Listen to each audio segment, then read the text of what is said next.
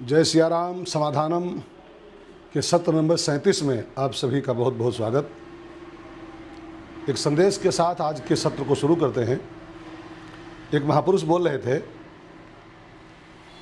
कि 5 वकारों से आदमी विश्व में पूज्य हो सकता है। 5 ऐसे शब्द हैं जो वा से शुरू होते हैं, उनको अगर जीवन में उतार लें तो विश्ववंद्य हो सकते हैं हम। कौन कौन से 5 वकार हैं? नंबर 1 वेशैन। वेशैन माने हमारा बेस अच्छा होना चाहिए। गंदे वेश वालों का, उल्टे पुल्टे कपड़े पहनने वालों का सम्मान समान नहीं करता है वेशैन। दूसरा है बपुषा। बपुषा माने शरीर ऐसा हो कि लोगों को लगे थोड़ा इसके करीब जाऊं मैं, वपुषा शरीर। तीसरा है वाचा। वाचा माने वाणी, जिसकी वाणी में अट्रैक्शन होता है, मधुरता होती है, लोग उसको सम्मान के भाव से देखते हैं। चौथा है विद्या। वा से विद्या, जो विद्यावान होता है।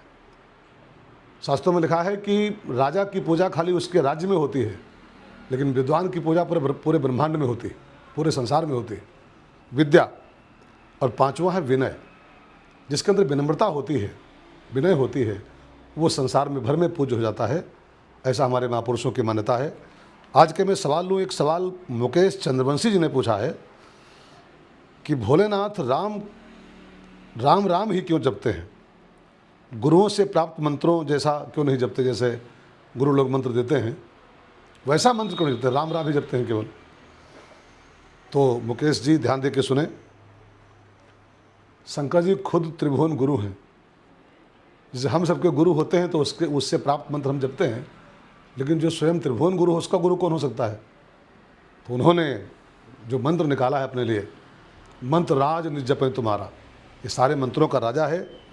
मंत्र महामन विषय व्याल के, महामंत्र जो जपत महेशु। बाकी सब खाली मंत्र होते हैं जो गुरुओं से प्राप्त होते हैं, लेकिन राम नाम महामंत्र है और बाबा त्रिभुवन गुरु हैं, उनका कोई गुरु हो नहीं सकता है, सो महामंत्र का जाप करते हैं। इसको लेके कोई डाउट नहीं करना चाहिए। शंकर जी का गुरु कौन दुनिया में जिनका गुरु से प्राप्त मंत्र का जप करेंगे? शंकर जी खुद सबके गुरु हैं। तो राम नाम महामंत्र है और त्रिभुवन गुरु बाबा महादेव उसका जप करते हैं, ऐसा विश्वास रखा जाए।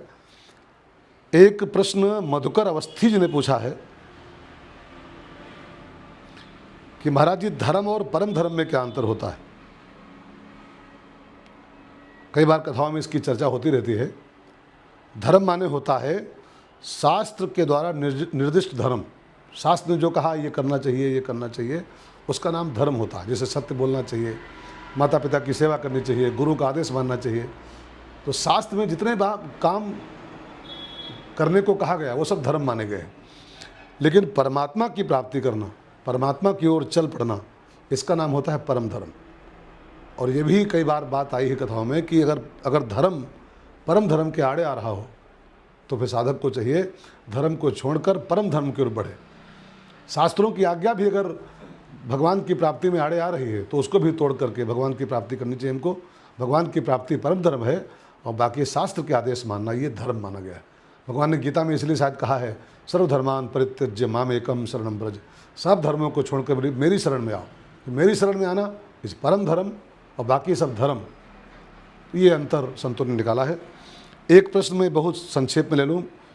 हमारे बहुत प्रिय कथा श्रोता और हमारे बहुत अजीज हैं राम आधार पांडे जी प्रयागराज से। इन्होंने कल रात को एक सवाल पूछा था टेलीफोन पर ही कि महाराज जी, मानस में एक दोहा आता है कि जय जब रघुपति जस करें सो तस तेहि चन होए।